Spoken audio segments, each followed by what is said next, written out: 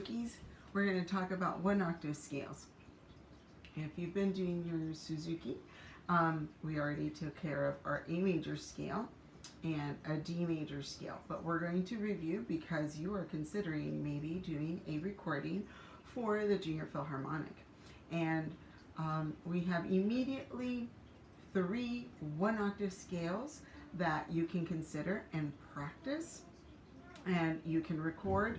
I think they only ask for 1, but it's sort of great to just practice all of them. Now, what they're asking for the 1 octave scales is to have your metronome set at 60.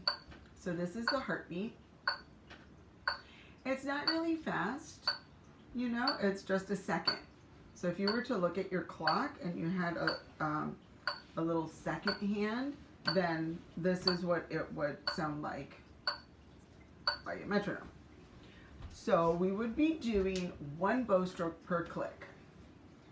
I guess I'll keep it going and you'll hear an A scale. We'll start on A, we climb up and then go to E and climb up, and then we'll climb down, set up our A string again and climb down. Here we go. Ready, and.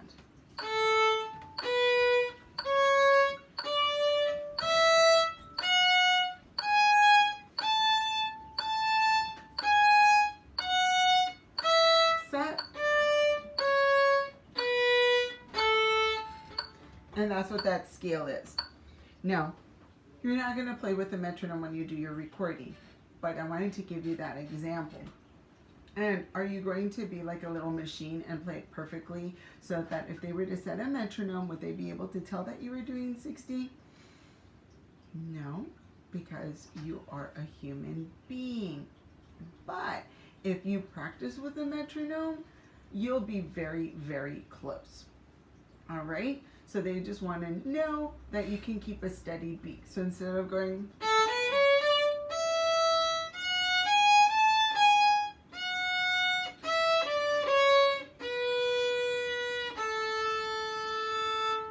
was that steady? Not at all, and I hope you know that. So we want steadiness. We want to be able to keep a beat. So whatever you start at, fairly close to 60, you just want to be able to keep it the whole time. That's what they want to know. So let's try on the D, right? So you'll land on E, roll over just so that you have your arm in a straight line. Good, beautiful bow hold. We want a good, strong sound. Left hand, good, relaxed thumb. And you're ready to go. And we've got about click, click. And you can check it. Get an idea. If you're a little bit faster, that's okay. Here we go. Ready? And.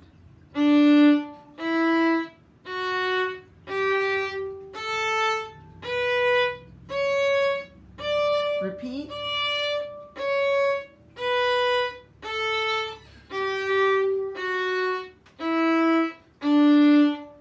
Now you may notice I ask you to do arpeggios. I love arpeggios. I love those skeletons because we use them in music all of the time. But they don't ask you for arpeggios. They just ask you for the scales. So yay.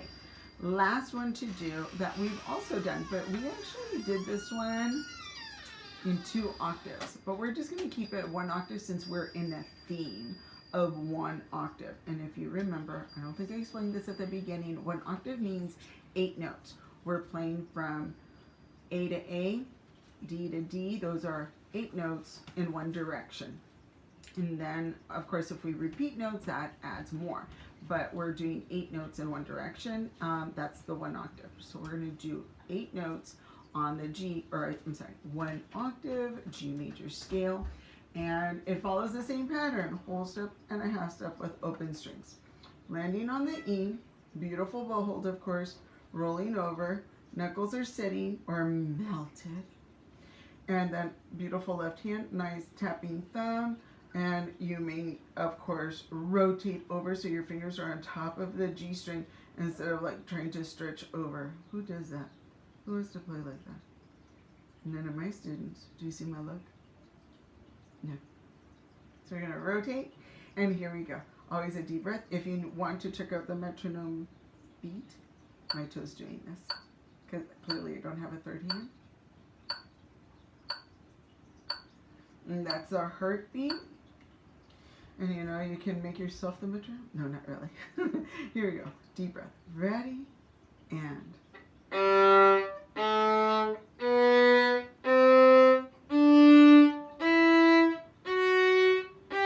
Repeat.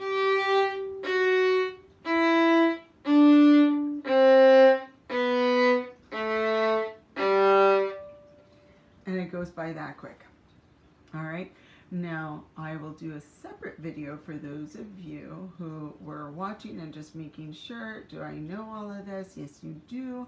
And are getting close to doing 2 octave scales, because that's what's coming up next. Bye.